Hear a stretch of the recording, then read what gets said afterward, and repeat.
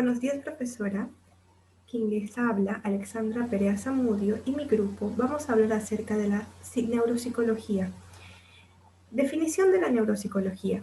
Es una disciplina científica que estudia las relaciones entre los procesos cognitivos, las emociones y su sustrato en el sistema nervioso central. ¿Qué quiere decir esto? Que es una combinación, una fusión entre neuropsicología, neurología y psicología.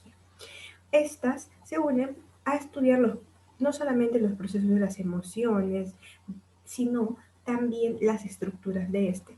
Estudia las funciones de la corteza asociativa y las consecuencias surgidas de los daños en su estructura. Es decir, no solamente estudia a la parte que está mal del cerebro, sino también las funciones que tiene. Sus orígenes se dan en el estudio de la afasia. Apela a las ciencias cognitivas con el propósito de desarrollar esquemas de funcionamiento y rehabilitación de las funciones que ya se han dañado o perdido. Hace uso del método científico para explorar la relación entre el cerebro y la conducta. Específicamente se suele centrar en dos formas, el método hipotético deductivo y el método analítico deductivo. Emplea técnicas experimentales y valora la observación clínica. Se apoya en los exámenes que ofrecen el área de imágenes cerebral, como es las tomografías, los exámenes por positrones.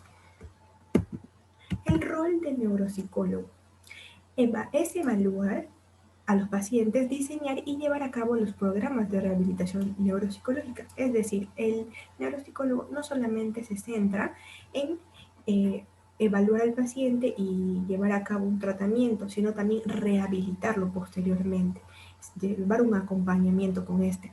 Como investigador es importante el trabajo multidisciplinar, como ya dije, que se centra en el método científico.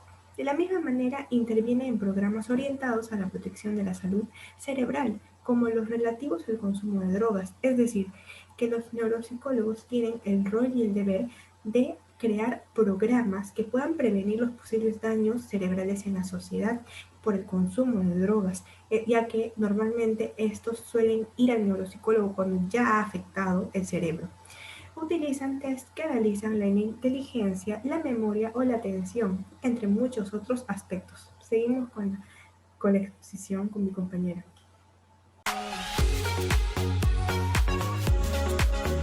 Buenas tardes, profesor. El día de hoy voy a hablar sobre las técnicas de la neuropsicología. Las técnicas de la neuropsicología tienen las técnicas de neuroimagen, técnicas de registro, técnicas físico-físicas y las pruebas neuropsicológicas.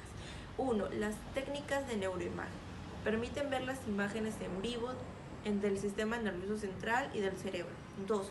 Las técnicas de registro. Las técnicas de registro facilitan el proceso de juntar y procesar información de varios temas de manera sistemática.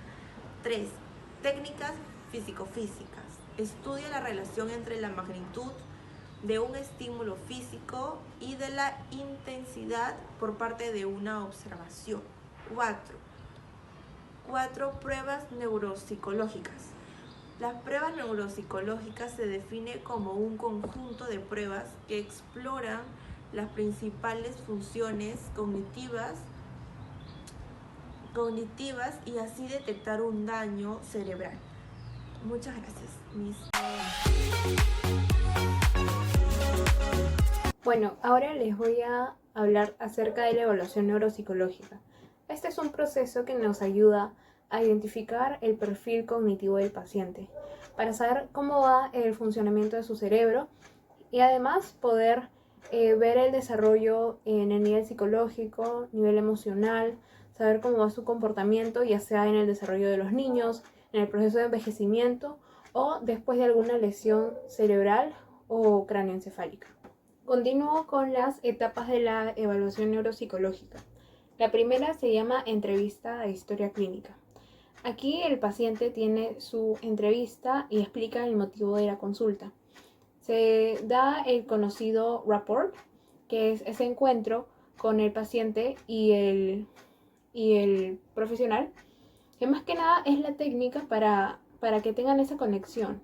Aquí se tiene que utilizar un montón la empatía, debido a que si el paciente ve que el profesional tiene una manera de explicar un poco rígida o no se da con mucha conexión en el resto de la entrevista, no saldrá muy amena y eso se verá en los resultados. Lo siguiente en esta etapa es que se va a revisar la historia clínica del paciente. La segunda etapa se llama aplicación y calificación de pruebas. Aquí lo primero que hace el profesional es seleccionar el tipo de prueba que va a realizar, ya sea las baterías, los test o una prueba convencional. Continúa aplicándola y luego calificándola. Aquí se tiene que tener mucha observación en todo lo que haga el paciente.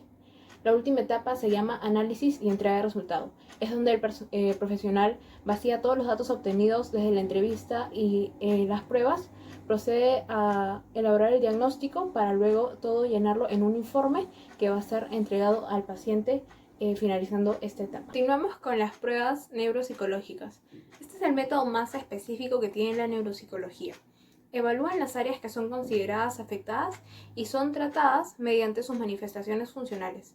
En pruebas neuropsicológicas hay una gran variedad, pero el día de hoy vamos a hablar de 3. La primera se llama la escala de cribado.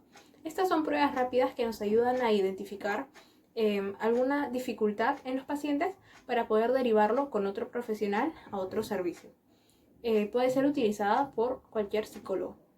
El segundo se llama el test de específica función y como su mismo nombre lo dice, nos ayuda a identificar alguna función específica para poder profundizar en esta.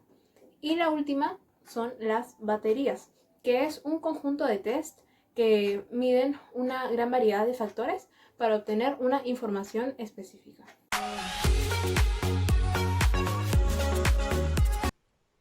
Ahora yo les voy a hablar sobre los 4 diagnósticos neuropsicológicos según Ardila y Ostrowski. El objetivo de estos exámenes clínicos es proporcionar un diagnóstico. Existen diferentes tipos de diagnóstico. Eso nos ayuda a establecer a qué síndrome o síndromes corresponden estas anomalías. Existen 4 tipos de diagnósticos. En primer lugar está el diagnóstico sintomático. Este se refiere a las anomalías que son reportadas por el paciente, así como el olvido de las palabras. En segundo lugar está el diagnóstico etiológico. Este se refiere a las causas de las anomalías. Como un elemento importante dentro de este diagnóstico se da la historia de la enfermedad, así como cómo inició o cómo evolucionó ese trastorno dentro del paciente. En tercer lugar está el diagnóstico topográfico. Se refiere a la localización de la patología. Como uno de los métodos para encontrar la patología en un lugar específico, se da la topografía, la tomografía axial computarizada y la resonancia magnética. Ahora, como cuarto y último, se da el diagnóstico sindromático. Se refiere al síndrome que contribuye a los síntomas y a los signos del paciente. Estos tratan de hallar y buscar síndromes neuropsicológicos. Bueno, aquí concluye la exposición de mi grupo. Espero que les haya gustado y muchas gracias.